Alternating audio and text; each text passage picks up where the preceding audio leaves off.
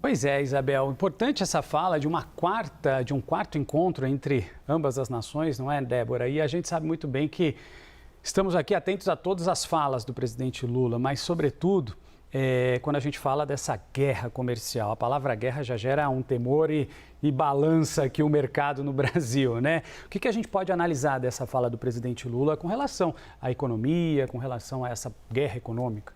Essa aproximação, né, do Brasil com a China, pelo lado comercial, não resta dúvida que é mais do que interessante a gente ter a possibilidade de abrir e alinhar ainda mais, né, a nossa balança comercial com aquele que é um dos maiores parceiros comerciais que a gente sabe que a gente tem, que é a China.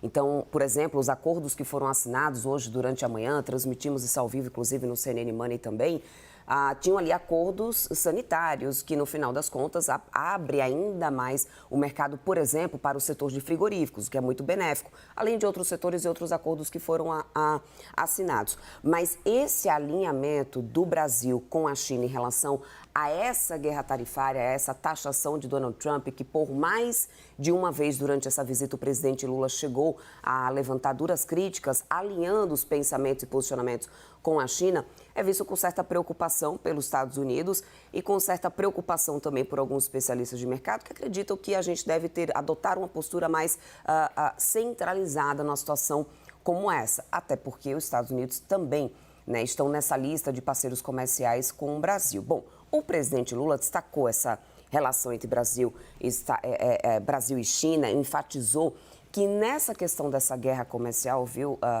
não há vencedores numa guerra comercial. Foi exatamente isso que o presidente disse. A gente até separou o trechinho aqui para você acompanhar. Veja.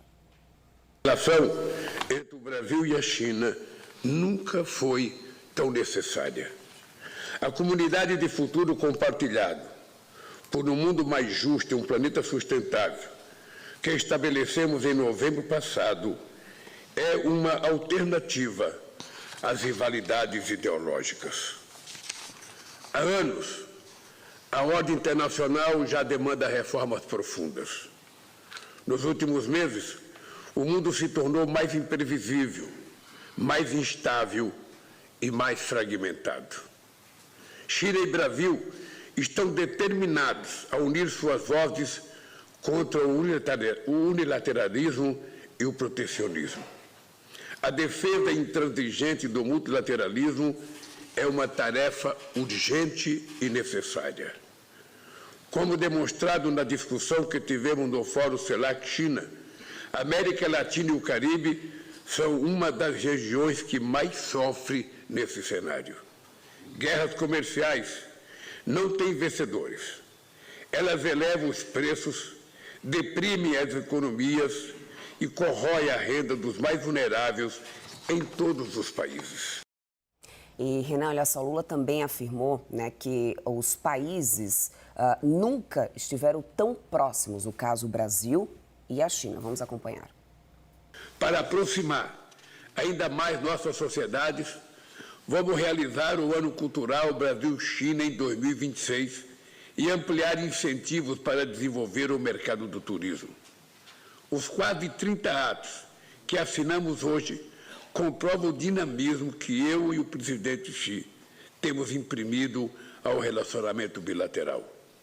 Não é exagero dizer que, apesar dos mais de 15 mil quilômetros que nos separa, nunca estivemos tão perto, tão próximos.